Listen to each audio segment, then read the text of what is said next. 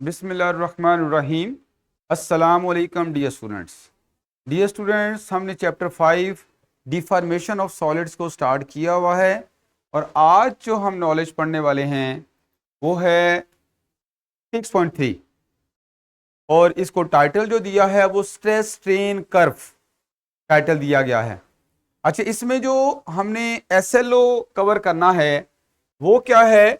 Describe and use the terms elastic deformation, plastic deformation और elastic limit.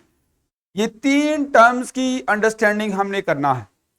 अच्छा, ये तीनों टर्म्स का थोड़ा बहुत आइडिया पहले भी हो चुका है आपको, लेकिन इनको अब मजीद स्टडी करने के लिए हम एक मटेरियल के मैकेनिकल टेस्ट की तरफ जाएंगे और उस मैकेनिकल टेस्टिंग के बाद हम एक ग्राफ प्लॉट करेंगे और वहां से हमारे पास इन तमाम बातों के आंसर मिलेंगे। तो आइए हम मैकेनिकल टेस्टिंग की बात करते हैं। डियर स्टूडेंट्स, अगर आप किसी भी मटेरियल को चेक करना चाह रहे हो कि कौन सा मटेरियल किस एप्लीकेशन के लिए यूज किया जाएगा, यानी उसको आप कंस्ट्रक्शन प्रोसेस में इस्तेमाल करना चाह रहे हो, इंडस्ट्री में इस्तेमाल करना चाह रहे हो या एक्सरसाइज में डिवाइसेस बनाने में इस्तेमाल करना चाह रहे हो, तो ये सारी बातों को अंडरस्टैंड करने के लिए हमें मटेरियल का बिहेवियर देखना पड़ता है अंडर स्ट्रेस, यानी स्ट्रेस के हालत में मटेरियल किस तरह से बिहेव कर रहा है। तो उसके लिए हमें उसका मैकेनिकल टेस्ट करना पड़ता है। अब मैकेनिकल टेस्ट करने का तरीका क्या है? इसमें हमारे पास एक मशीन है जिसे आप मैकेनिकल टेस्टिंग मशीन कहते हो, और हम जिस मटेरियल का मैकेनिकल टेस्ट करना चाह रहे होते हैं हम उसको एक वायर की फॉर्म में इस मशीन के ऊपर माउंट कर देते हैं। फिर ये मशीन क्या करती है? ये मशीन उस वायर के अंदर स्ट्रेन को जनरेट करती है। स्ट्रेन का मतलब डिफॉर्मेशन प्रोड्यूस करती है। तो जब डिफॉर्मेशन प्रोड्यूस होगी तो डेफिनेटली इस मटेरियल के अंदर, इस वायर के अंदर स्ट्रेसेस जनरेट होंगी। तो ईच स्ट्रेन के अगेंस्ट जो स्ट्रेस जनरेट होती है उसको इलेक्ट्रॉनिकली ये मशीन नोट करती है। यानी डिफरेंट स्ट्रेन प्रोड्यूस की जा रही होती हैं और ईच स्ट्रेन के अगेंस्ट स्ट्रेस को नोट किया जा रहा होता है इलेक्ट्रॉनिकली, और इस तरह से एक डाटा आ जाता है जिसमें हमारे पास स्ट्रेन और स्ट्रेस की वैल्यूज होती हैं, और फिर उस डाटा की हेल्प से हम एक ग्राफ प्लॉट करते हैं जिसे हम स्ट्रेस स्ट्रेन कर्व कहते हैं।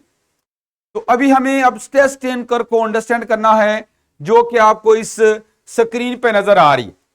इसके हम जो इस ग्राफ के जो डिफरेंट पार्ट्स हैं हम इनको स्टडी करते हुए अपनी उन टर्म्स को अंडरस्टैंड करेंगे जो हमारे SLO के अंदर लिखी हुई है।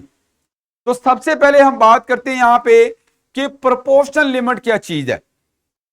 बेटा अगर आप देखो तो इस ग्राफ के अंदर O से लेके A तक जो ग्राफ का पार्ट है, जो कर्व का पार्ट है, ये आपके पास स्ट्रेट लाइन है।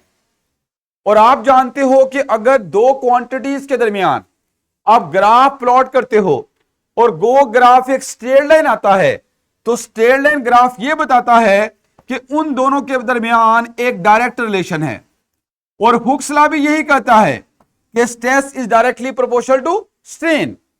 तो अप टू पॉइंट A हमारे पास स्ट्रेस और स्ट्रेन आपस में डायरेक्टली प्रोपोर्शनल है। डायरेक्टली प्रोपोर्शनल होने का मतलब क्या है कि इनके बिटवीन एक लीनियर रिलेशन है। क्या कैसा रिलेशन है? लीनियर रिलेशन है। लीनियर रिलेशन का मतलब क्या है कि अगर आप स्ट्रेन को डबल करते हो तो इसके अगेंस्ट जो स्ट्रेस है वो भी डबल हो जाएगी। अगर आप स्ट्रेन को हाफ करते हो तो स्ट्रेस भी क्या हो जाए? हाफ। क्या मतलब है कि जिस रेशो से एक क्वांटिटी अगर आप चेंज करो उसी रेशो से दूसरी क्वांटिटी चेंज हो, तो ऐसे केस में आप कहते हो कि इन दो क्वांटिटीज के बिटवीन एक डायरेक्ट रिलेशन है। तो अप टू पॉइंट A हमारे पास स्ट्रेस और स्ट्रेन के बिटवीन डायरेक्ट रिलेशन होता है। ठीक हो गया? और यही हुक्स लॉ भी कहता है। इसका मतलब A पॉइंट तक हमारा हुक्स लॉ ओबे हो रहा है। अच्छा, A पे अगर आप मटेरियल को छोड़ देते हो, यहां पे जो डिफॉर्मिंग फोर्स है उसको रिमूव कर देते हो, तो ये आप देखोगे कि मटेरियल वापस अपनी ओरिजिनल शेप में आ जाएगा, अपनी ओरिजिनल शेप को रीगेन कर लेगा। तो इसका मतलब है कि इसके अंदर जो हमने डिफॉर्मेशन प्रोड्यूस की थी वो एक टेम्पररी डिफॉर्मेशन थी। कैसी डिफॉर्मेशन थी? Temporary deformation. उस टेम्पररी डिफॉर्मेशन के लिए हम टर्म यूज करते हैं इलास्टिक डिफॉर्मेशन। कैसी टर्म यूज करती है? Elastic deformation. इसका मतलब है कि हमारे पास अप टू पॉइंट ए जो डिफॉर्मेशन है it is a elastic deformation. अच्छा, ए पॉइंट के कोरस्पोंडिंग मटेरियल के अंदर जो स्ट्रेस जनरेट हुई होती है उस स्ट्रेस को हम प्रोपोर्शनल लिमिट कहते हैं। और अगर हम इसको डिफाइन करना चाहें तो हम इसको डिफाइन भी कर सकते हैं, ये वो मैक्सिमम स्ट्रेस है जिस तक हमारे पास स्ट्रेस और स्ट्रेन के दरमियान एक लीनियर रिलेशन रहता है, उनके दरमियान एक डायरेक्ट रिलेशन रहता है। तो ए के कोरस्पॉन्डिंग हमारी स्ट्रेस फिर कौन सी हो गई? यहां पे प्रोपोर्शनल लिमिट। ठीक हो गया डियर स्टूडेंट्स? ये हमने इस प्रोपोर्शनल लिमिट को अंडरस्टैंड किया। और एक चीज हमने और भी सीख ली यहां पे कि जो टेम्परेरी डिफॉर्मेशन प्रोड्यूस हो रही है और जिसको अगर डिफॉर्मिंग फोर्स को हटा भी देते हो तो चूंकि मटेरियल वापस अपनी ओरिजिनल शेप में आ रहा है, तो इस तरह की डिफॉर्मेशन को आप इलास्टिक डिफॉर्मेशन कहते हो। तो एसएलओ के अंदर एक टर्म ये लिखी हुई थी, elastic deformation means temporary deformation. अब आते हैं हम नेक्स्ट पॉइंट की तरफ। आप इस कर्व के अंदर देख रहे हो कि ए के बाद हमारा जो ग्राफ है वो थोड़ा कर्व बर्न है। और कर्व होने का मतलब क्या है? कर्व होने का मतलब है कि इनके दरमियान जो प्रोपोर्शनलिटी है स्ट्रेस और स्ट्रेन के दरमियान वो डिस्टर्ब हो गई है। No longer proportionality between stress and strain. B तक आपको ग्राफ यही बता रहा है कि यहां पे अब हुक्स लॉ ओबे नहीं होगा। ए तक तो हुक्स लॉ ओबे हो रहा था क्योंकि ग्राफ हमारी स्ट्रेट लाइन थी और स्ट्रेस और स्ट्रेन के दरमियान डायरेक्ट रिलेशन था। लेकिन चूंकि अब बी तक हमारा ये जो ग्राफ है ये क्या है? तकरीबन कर्व हो चुका है। अच्छा, अब ये लेकिन बी पे अगर हम मटेरियल को छोड़ दें, उस पे डिफॉर्मिंग फोर्स को हटा दें, तो मटेरियल वापस अपनी इनिशियल कंडीशन में आ जाता है। इसका मतलब बी तक भी अभी जो डिफॉर्मेशन प्रोड्यूस हुई है वो हमारी इलास्टिक डिफॉर्मेशन है, टेम्पररी डिफॉर्मेशन है। अच्छा, अब जो ये वाला जो बिहेवियर है, अच्छा लेकिन ए से बी तक नॉन लीनियर बिहेवियर हो गया है। स्ट्रेस और स्ट्रेन के दरमियान लीनियर रिलेशन नहीं रहा, डायरेक्ट रिलेशन नहीं रहा। लेकिन ऐसा कुछ मटेरियल्स के अंदर होता है। मोस्ट मटेरियल्स के लिए तो हमारे पास बी तक ग्राफ स्ट्रेट लाइन होता है, यानी बी तक स्ट्रेस और स्ट्रेन के दरमियान प्रोपोर्शनलिटी रहती है, उनके दरमियान डायरेक्ट रिलेशन होता है। लेकिन फ्यू मटेरियल्स के अंदर इस तरह का बिहेवियर भी पाया गया कि हमारे पास स्ट्रेस और स्ट्रेन के दरमियान जो प्रोपोर्शनलिटी है वो डिस्टर्ब हो गई अप टू पॉइंट बी। लेकिन बी पे जैसे ही मटेरियल को छोड़ा गया तो हमारे पास मटेरियल वापस अपनी असल हालत में आ गया। और असल हालत में आना यह बताता है कि जो यहां पे जो डिफॉर्मेशन है वो हमारी इलास्टिक डिफॉर्मेशन है। और यहां पे आप देख सकते हो कि इसको कैसे डिफाइन किया गया है। For most materials the curve remains linear up to point B, यानी जिसे आप पॉइंट बी के कोरस्पोंडिंग जो स्ट्रेस होती है उसे आप इलास्टिक लिमिट कहते हो। तो इलास्टिक लिमिट वो मैक्सिमम स्ट्रेस है जहां तक मटेरियल के अंदर टेम्पररी डिफॉर्मेशन होती है, परमानेंट डिफॉर्मेशन प्रोड्यूस नहीं होती। तो यहां पे इसको लिख भी दिया है, the maximum stress without permanent deformation, बगैर परमानेंट डिफॉर्मेशन के जो मैक्सिमम स्ट्रेस मटेरियल के अंदर जनरेट हुई है उसे आप इलास्टिक लिमिट का नाम देते हो। लेकिन नॉर्मली मोस्ट मटेरियल्स के अंदर जो इलास्टिक और प्रोपोर्शनल लिमिट होती है वो हमारे पास बिल्कुल एक ही पॉइंट पे होती है, यानी हमारा जो ए पॉइंट है और बी पॉइंट वो एक ही पोजीशन पे होता है। बी पॉइंट तक हमारा ग्राफ मोस्ट मटेरियल्स के लिए स्ट्रेट लाइन होता है, जो हमारी इलास्टिक लिमिट है वही प्रोपोर्शनल लिमिट होती है। और बी पॉइंट तक हमारा हुक्स लॉ ओबे होता है, but for the most of the materials, few materials के अंदर ये बिहेवियर है कि ए से बी तक ग्राफ जो है वो कर्व बनता है। और इस डिफॉर्मेशन को अभी मैंने बता दिया क्या कहते हैं, इलास्टिक डिफॉर्मेशन का नाम दिया जाता है। अब आते हैं जो बी के बाद, बी तक तो हमारे पास जो डिफॉर्मेशन है वो है इलास्टिक डिफॉर्मेशन। अब बी के बाद, चूंकि अब इलास्टिक के बाद परमानेंट डिफॉर्मेशन की तरफ जाना है, मटेरियल में परमानेंट डिफॉर्मेशन शुरू होनी है। अब चूंकि एग्जैक्टली उस पॉइंट को डिटरमिन करना मुश्किल है जहां पे इलास्टिक डिफॉर्मेशन खत्म होती है और plastic deformation, permanent deformation start होती है। Permanent deformation is also called plastic deformation.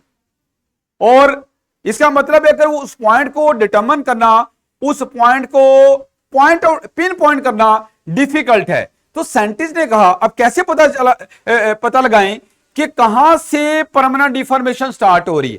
तो फिर इन्होंने क्या किया, एक मेथड यूज किया इस चीज को डिटरमिन करने के लिए, जिसे हम क्या कहते हैं 0.2% ऑफसेट मेथड। अब ये 0.2% ऑफसेट मेथड क्या है कि उस पॉइंट को डिटरमिन किया, उस पॉइंट को सर्च किया कि जिसके ऊपर अगर आप डिफॉर्मिंग फोर्स को हटा दो तो मटेरियल एग्जैक्टली अपनी असली हालत में ना आए, बल्कि उसके अंदर तकरीबन 0.2% डिफॉर्मेशन रहे। 0.2% डिफॉर्मेशन का मतलब है कि उसके अंदर 0.2% स्ट्रेन रहे, जो कि यहां पे पॉइंट सी के ऊपर ऐसा होता है। पॉइंट सी, उस पॉइंट को हम यील्ड पॉइंट कहते हैं और उसके कोरस्पॉन्डिंग जो स्ट्रेस है उसे यील्ड स्ट्रेंथ कहा जाता है। तो अगर हम ये सी पॉइंट के ऊपर डिफॉर्मिंग फोर्स को हटा दें तो ये डॉटेड लाइन बता रही है कि मटेरियल वापस हमारे पास ओ पे नहीं मिलेगा बल्कि इस पॉइंट पे मिलेगा, और इस पॉइंट पे ऑलरेडी मटेरियल के अंदर कुछ ना कुछ डिफॉर्मेशन क्या है, रहती है। कितनी है, तकरीबन 0.2%। कितनी है, 0.2%, लेस देन 1%। अगर स्ट्रिक्टली स्पीकिंग बात करें तो 0.2%। तो ये जो यील्ड स्ट्रेंथ होती है ये वो मैक्सिमम स्ट्रेस है अगर जिसको रिमूव किया जाए तो मटेरियल के अंदर अप्रोक्सीमेटली एक स्मॉल डिफॉर्मेशन जो 0.2% के बराबर है वो बाकी रह जाती है। इसका मतलब है ये ऐसा पॉइंट है जहां हम ये ज्यूम कर लेते हैं कि डिफॉर्मेशन स्टार्ट हो चुकी है। कौन सी, परमानेंट डिफॉर्मेशन स्टार्ट हो गई है, मटेरियल एग्जैक्टली अपनी ओरिजिनल हालत में नहीं आया। तो इस स्ट्रेस को आप यील्ड स्ट्रेंथ कहते हो, और जो पॉइंट है जिस पे ऐसा होता है उसे आप यील्ड पॉइंट का नाम देते हो। तो ये आपने यील्ड स्ट्रेंथ को भी अंडरस्टैंड कर लिया, उस पॉइंट को सीखा जहां पे एक परमानेंट डिफॉर्मेशन, प्लास्टिक डिफॉर्मेशन का स्टार्ट होता है। असल में ये एग्जैक्ट वो पॉइंट तो नहीं है क्योंकि एग्जैक्ट पॉइंट को डिटरमिन करना डिफिकल्ट है। तो साइंटिस्ट ने एक टेक्निक बना ली कि अगर किसी पॉइंट के ऊपर 0.2% डिफॉर्मेशन परमानेंट रह जाती है और रिमूविंग द डिफॉर्मिंग फोर्स, तो समझो आपके पास वहां पे आपकी परमानेंट डिफॉर्मेशन स्टार्ट हो गई है। अब आते हैं यहां पे अगले पॉइंट की तरफ। अच्छा, इस सी पॉइंट के बाद हमारे पास मटेरियल के अंदर परमानेंट डिफॉर्मेशन और आप स्ट्रेस बढ़ाते जा रहे हो और मटेरियल के अंदर जो permanent deformation, plastic deformation produce होती जा रही है। लेकिन यहां पे एक ऐसा पॉइंट भी मैंने मार्क किया है, डी पॉइंट, जहां पे ग्राफ की जो हाइट है वो मैक्सिमम है पूरी कर्व के अंदर। कहां पे ग्राफ की हाइट सबसे ज्यादा है, डी पॉइंट के ऊपर। और हाइट किसको बताएगी, उस क्वांटिटी को बताएगी जिसको हमने वाई एक्सिस के अलॉन्ग लिया हुआ, और वाई एक्सिस के अलॉन्ग हमने स्ट्रेस को लिया हुआ। इसका मतलब ये भी एक स्ट्रेस को जाहिर कर रही है। तो ये वो मैक्सिमम स्ट्रेस है जो कि मटेरियल विद स्टैंड कर सकता है बिफोर ब्रेकिंग, टूटने से पहले जो मैक्सिमम स्ट्रेस मटेरियल के अंदर जनरेट होती है, जो मटेरियल बर्दाश्त कर सकता है, उसे आप अल्टीमेट टेंसाइल स्ट्रेंथ कहते हो, जिसे यूटीएस से जाहिर किया गया है। और यही मैंने आगे बताया है अल्टीमेट टेंसाइल स्ट्रेंथ क्या चीज है। When stress exceeds the yield point के बाद strain continues to increase, strain बढ़ती जाती है, डिफॉर्मेशन बढ़ती जा रही है। लेकिन कौन सी वाली, plastic deformation, permanent deformation, plastic behaviour शुरू हो गया, लीडिंग टू परमानेंट डिफॉर्मेशन। यानी परमानेंट डिफॉर्मेशन मुसलसल प्रोड्यूस हो रही है। This is known as plastic deformation. अच्छा, और पॉइंट डी जो है, इसके कोरस्पॉन्डिंग जो हमारी स्ट्रेस है, इसे आप क्या नाम देते हो? Ultimate tensile stress. ये वो मैक्सिमम स्ट्रेस है जो कि मटेरियल विथस्टैंड करता है, जो कि मटेरियल विथस्टैंड करता है बिफोर ब्रेकिंग, बिफोर ब्रेकिंग। तो बेटा ये आपने जो है एक पॉइंट सीख लिया।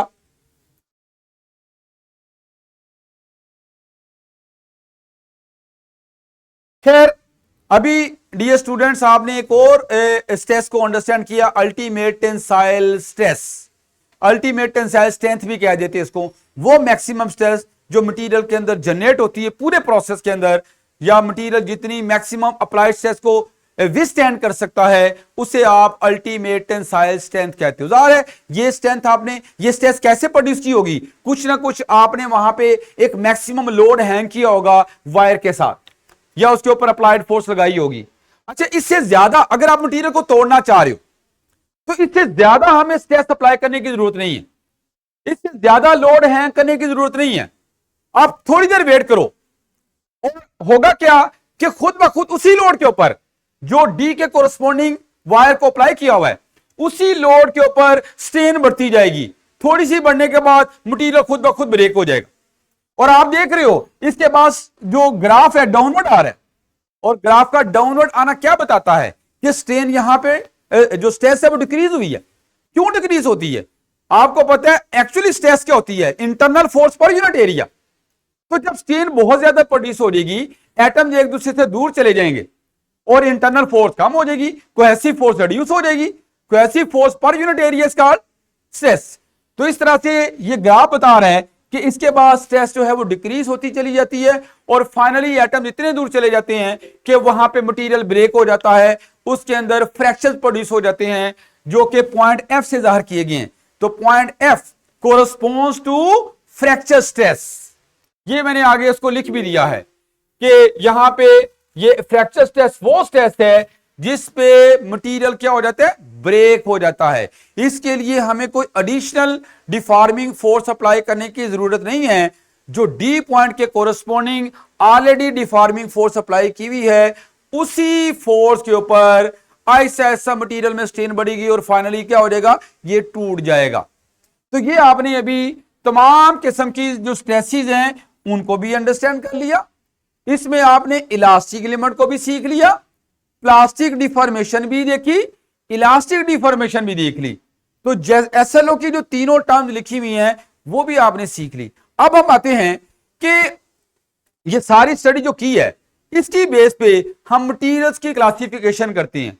इसको दो मेन टाइप्स में हम डिवाइड करते हैं, जिसमें एक टाइप को हम कहते हैं डक्टाइल मटेरियल और एक टाइप हमारी ब्रिटल मटेरियल्स है। अब डक्टाइल मटेरियल्स कैसे होते हैं?